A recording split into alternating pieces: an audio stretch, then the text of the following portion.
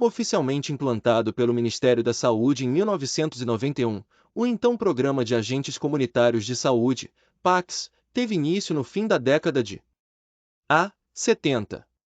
B. 80. C. 90. D. 2000. Resposta: B.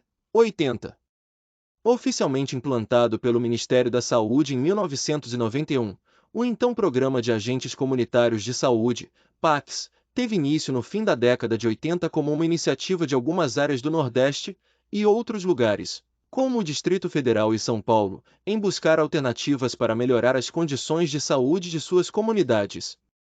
Era uma nova categoria de trabalhadores, formada pela e para a própria comunidade, atuando e fazendo parte da saúde prestada nas localidades.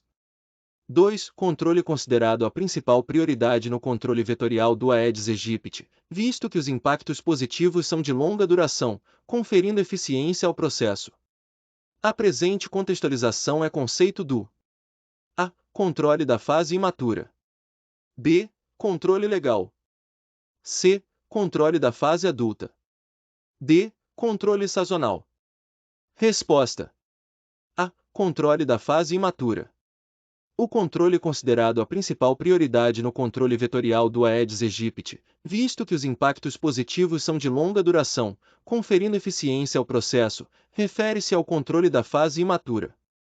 3. Uma enfermidade se torna um surto quando A. Atinge níveis mundiais, ou seja, quando determinado agente se dissemina em diversos países ou continentes, usualmente afetando um grande número de pessoas.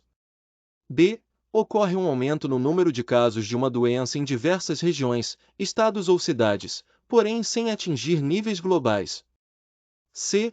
A doença é recorrente na região, mas não há um aumento significativo no número de casos e a população convive com ela. D. Ocorre um aumento localizado do número de casos de uma doença. Resposta: D. Ocorre um aumento localizado do número de casos de uma doença. Um surto é caracterizado pelo aumento repentino e localizado do número de casos de uma determinada doença em uma área geográfica específica. Este aumento pode ser mais significativo do que o esperado para aquela área e período de tempo, indicando uma possível disseminação da doença naquela comunidade ou região. 4. É a agregação de diversos setores governamentais e não governamentais com vistas à solução de problemas complexos cuja característica fundamental é a multidimensionalidade. Envolve o reconhecimento de problemas, necessidades ou oportunidades comuns aos setores e a convergência de esforços, conhecimentos e recursos para o planejamento, a execução e a avaliação de ações integrais. O presente texto descreve o conceito da A. Equidade. B. Universalidade. C. Centralidade. D. Intersetorialidade. Resposta: D. Intersetorialidade. Este enfoque promove a equidade, a universalidade e a eficiência na resolução de problemas, permitindo uma abordagem mais abrangente e sustentável para enfrentar questões que afetam a sociedade como um todo. 5. A jornada de trabalho de 40 horas semanais exigida para garantia do piso salarial previsto na Lei 13.595 de 2018 deverá ser integralmente dedicada a ações e serviços de promoção da saúde, de vigilância epidemiológica e ambiental e de combate a endemias, em prol das famílias e comunidades assistidas, dentro dos respectivos territórios de atuação, e será distribuída em a. 20 horas semanais, para atividades externas de visitação domiciliar, execução de ações de campo, coleta de dados, orientação e mobilização da comunidade, entre outras, e 20 horas semanais, para atividades de planejamento e avaliação de ações, detalhamento das atividades, registro de dados e formação e aprimoramento técnico. B. 30 horas semanais, para atividades externas de visitação domiciliar, execução de ações de campo, coleta de dados, orientação e mobilização da comunidade, entre outras, e 10 horas semanais, para atividades de planejamento e avaliação de ações, detalhamento das atividades, registro de dados e formação e aprimoramento técnico. C. 10 horas semanais, para atividades externas de visitação domiciliar, execução de ações de campo, coleta de dados, orientação e mobilização da comunidade, entre outras, e 30 horas semanais, para atividades de planejamento e avaliação de ações, Detalhamento das atividades, registro de dados e formação e aprimoramento técnico. D. 25 horas semanais, para atividades externas de visitação domiciliar, execução de ações de campo, coleta de dados, orientação e mobilização da comunidade, entre outras, e 15 horas semanais, para atividades de planejamento e avaliação de ações. Detalhamento das atividades, registro de dados e formação e aprimoramento técnico. Resposta: B. 30 horas semanais, para atividades externas de visitação domiciliar, execução de ações de campo, coleta de dados, orientação e mobilização da comunidade, entre outras, e 10 horas semanais, para atividades de planejamento e avaliação de ações. Detalhamento das atividades, registro de dados e formação e aprimoramento técnico. 6. De acordo com a Portaria 2436 de 2017, Política Nacional da Atenção Básica, compete ao Ministério da Saúde a gestão das ações de atenção básica no âmbito da União, sendo responsabilidades da União: a. Pactuar, na Comissão Intergestores Bipartite, CIB, e Colegiado de Gestão no Distrito Federal, estratégias, diretrizes e normas para a implantação e implementação da Política Nacional de Atenção Básica vigente nos Estados e Distrito Federal. B. Programar as ações da atenção básica a partir de sua base territorial de acordo com as necessidades de saúde identificadas em sua população, utilizando o instrumento de programação nacional vigente. C. Destinar recurso federal para compor o financiamento tripartite da atenção básica, de modo mensal, regular e automático, prevendo, entre outras formas, o repasse fundo a fundo para custeio e investimento das ações e serviços.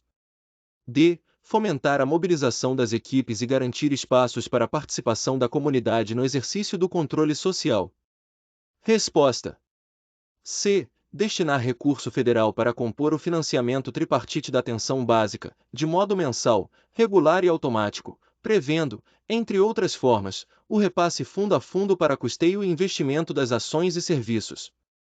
Esta responsabilidade destaca a atribuição da União de prover recursos financeiros para garantir o funcionamento e o desenvolvimento das ações de atenção básica, incluindo tanto custeio quanto investimento, em parceria com os estados e municípios.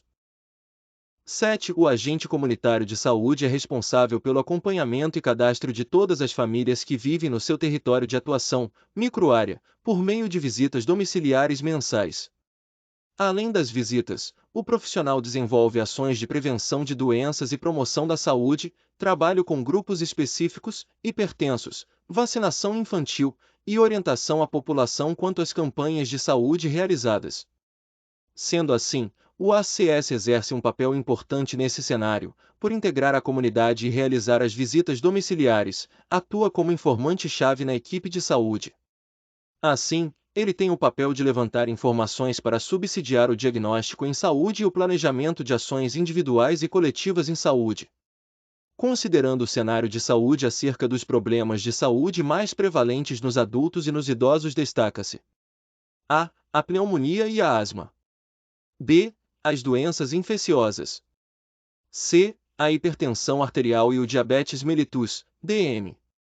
D. A desidratação. Resposta: C. A hipertensão arterial e o diabetes mellitus, DM.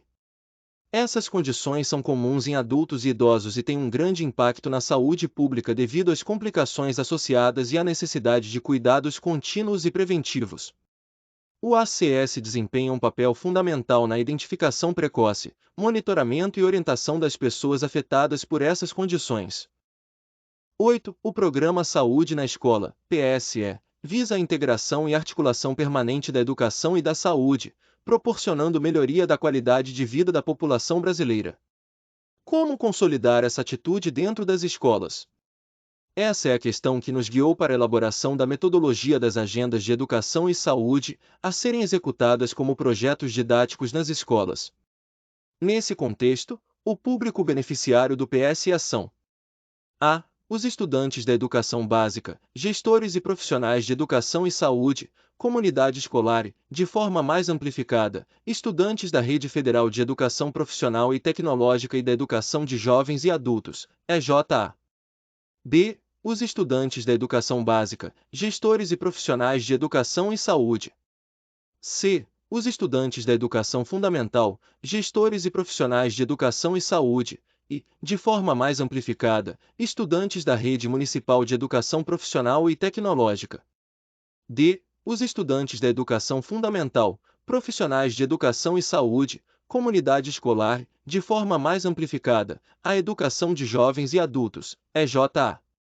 Resposta: A. Os estudantes da educação básica, gestores e profissionais de educação e saúde, comunidade escolar, de forma mais amplificada, estudantes da Rede Federal de Educação Profissional e Tecnológica e da Educação de Jovens e Adultos, EJA. Este programa visa integrar e articular permanentemente a educação e a saúde, visando melhorar a qualidade de vida da população brasileira. Portanto, o público-alvo é amplo e abrange não apenas os estudantes, mas também os gestores, profissionais e comunidade escolar, estendendo-se a outros segmentos educacionais, como a Rede Federal de Educação Profissional e Tecnológica e a Educação de Jovens e Adultos, EJA. 9. É no cuidado domiciliar, na ida ao domicílio, por meio das visitas domiciliares, VD, percorrendo o trajeto de vida dessas pessoas que determinantes sociais da saúde, DSS, se descortinam. Sendo assim, quem faz a visita domiciliar tem a oportunidade de entender o verdadeiro contexto de vida das pessoas, ao vivenciar todos esses determinantes presencialmente, o que coloca o profissional que faz atenção domiciliar, AD, em uma posição privilegiada para adequar e coordenar os cuidados de acordo com as possibilidades reais das pessoas e seus cuidadores e familiares. Para a identificação de usuários com esse perfil e organização do processo de trabalho da equipe para ofertar o cuidado adequado, sugere-se que a equipe se organize em torno de 2 momentos. A. Levantamento de dados e retrato do perfil epidemiológico. B. Mapeamento e levantamento das microáreas. C. Aviação da resolutividade e análise da infraestrutura familiar. D. Levantamento de dados e oficina de planejamento em equipe. Resposta: D. Levantamento de dados e oficina de planejamento em equipe. Nesse contexto, o levantamento de dados permite à equipe entender o perfil das pessoas e seus determinantes sociais da saúde, enquanto a oficina de planejamento em equipe proporciona a oportunidade de discutir e elaborar estratégias de cuidado que levem em consideração as necessidades reais das pessoas e suas famílias, promovendo uma abordagem mais integrada e centrada no paciente. 10. A Política Nacional de Humanização, PNH, existe desde 2003 para efetivar os princípios do SUS no cotidiano das práticas de atenção e gestão, qualificando a saúde pública no Brasil e incentivando trocas solidárias entre gestores, trabalhadores e usuários. A PNH deve se fazer presente e estar inserida em todas as políticas e programas do SUS. Considerando o PNH, assinale a alternativa correta acerca de um de seus princípios. A. Ampliar as ofertas da Política Nacional de Humanização aos gestores e aos conselhos de saúde, priorizando a atenção básica, fundamental e hospitalar, com ênfase nos hospitais de urgência e universitários. B. Protagonismo, corresponsabilidade e autonomia dos sujeitos e coletivos. C. Incentivar a inserção da valorização dos trabalhadores do SUS na agenda dos gestores, dos conselhos de saúde e das organizações da sociedade civil. D. Divulgar a Política Nacional de Humanização e ampliar os processos de formação e produção de conhecimento em articulação com movimentos sociais e instituições. Resposta: B. Protagonismo, corresponsabilidade e autonomia dos sujeitos e coletivos. Este princípio enfatiza a importância de garantir que os usuários, trabalhadores e gestores do SUS tenham protagonismo em suas ações e decisões relacionadas à saúde, compartilhando responsabilidades e tendo autonomia para participar ativamente na promoção da humanização nos serviços de saúde. 11. O agente comunitário de saúde, ACS, tem, entre suas atribuições, as comuns a todos os outros profissionais de saúde e as específicas, próprias de sua atividade profissional. De acordo com o Ministério da Saúde, uma das atribuições mínimas específicas dos agentes comunitários de saúde, ACS, de acordo com o Ministério da Saúde, são: a. Tomada de decisão, gestão de pessoas e recursos materiais e comunicação. B. Trabalhar com a descrição de famílias em base geográfica definida, a microárea. C. Planejar, gerenciar e executar ações no âmbito da saúde individual e coletiva. D. Realização e elaboração de plano de cuidados para as pessoas que possuem condições crônicas no território.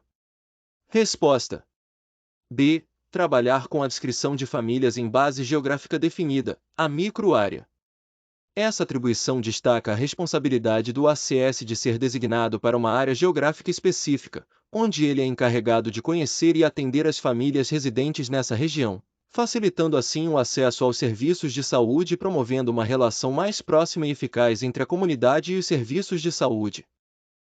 12. O diagnóstico precoce da hanseníase e o seu tratamento adequado evitam a evolução da doença e, consequentemente, impedem a instalação das incapacidades físicas por ela provocadas. Como hoje em dia o tratamento da hanseníase encontra-se avançado, principalmente após o desenvolvimento de medicações altamente efetivas, é necessário que o diagnóstico precoce seja o mais competente possível. Nesse sentido, o trabalho do Agente Comunitário de Saúde, ACS, está em orientar para comparecimento à consulta médica, com o médico de família da equipe da qual faz parte todas as pessoas com a tosse persistente, lesões de pele sem alteração ou acometimento de nervos e ausência de espessamento neural, mais fácil de ser observado em cotovelos e joelhos. B. Lesões pulmonares ou acometimento de nervos, com espessamento neural, mais fácil de ser observado em cotovelos e joelhos. C. Ulções de pele com alteração de sensibilidade ou acometimento de nervos, com espessamento neural, mais fácil de ser observado em cotovelos e joelhos. D. Lesões de pele sem alteração de sensibilidade ou ausência de acometimento de nervos e espessamento neural, mais fácil de ser observado em cotovelos e joelhos. Resposta. C. Lesões de pele com alteração de sensibilidade ou acometimento de nervos, com espessamento neural, mais fácil de ser observado em cotovelos e joelhos. Esses são sinais clássicos de hanseníase que indicam a necessidade de avaliação médica para um diagnóstico precoce e um tratamento adequado, contribuindo para evitar complicações e incapacidades associadas à doença. 13. O Cadastro do Cidadão na Atenção Primária à Saúde, APS, compõe uma das ações realizadas pelas equipes de saúde da família, ESF. Por meio desse cadastro, pode-se obter o reconhecimento da população próxima à equipe e unidade de saúde da família, USF, subsidiando o planejamento das equipes nas ofertas de serviços e o acompanhamento dos indivíduos. O cadastro é o registro da pessoa no SUS. Na atenção primária, ele serve como identificação de que a pessoa está vinculada e sendo acompanhada na unidade de saúde. Diante do contexto apresentado, é correto afirmar que em uma análise situacional na base de dados do Sistema de Informação em Saúde da Atenção Básica, SISAB, revelou-se que o número de cadastros está abaixo do ideal no país. B. Existem menos indivíduos atendidos na APS do que cadastrados. C. Somente é considerado o cadastro válido quando utilizado o CPF. D. Todos os profissionais da equipe de saúde da família podem fazer o cadastramento do usuário. Resposta. D. Todos os profissionais da equipe de saúde da família podem fazer o cadastramento do usuário. No âmbito da atenção primária à saúde, APS, e das equipes de saúde da família, ESF, é importante que todos os profissionais estejam aptos a realizar o cadastramento dos usuários. Isso garante uma maior agilidade e eficiência no registro das pessoas atendidas pela equipe, facilitando o acompanhamento e subsidiando o planejamento das ações de saúde. 14. A Portaria número 2436 de 2017 aprova a Política Nacional de Atenção Básica, descrevendo em seu artigo 6º que todos os estabelecimentos de saúde que prestem ações e serviços de atenção básica, no âmbito do SUS, de acordo com esta portaria serão denominados: A. Estratégia de Saúde da Família, ESF. B. Unidade Básica de Saúde, UBS. C. Unidade de Pronto Atendimento, UPA. D. Centro Integrado de Atenção Médico-Sanitária, CIANS. Resposta. B. Unidade Básica de Saúde, UBS. As unidades básicas de saúde são fundamentais na prestação de serviços de saúde de atenção primária à população, conforme estabelecido pela Política Nacional de Atenção Básica.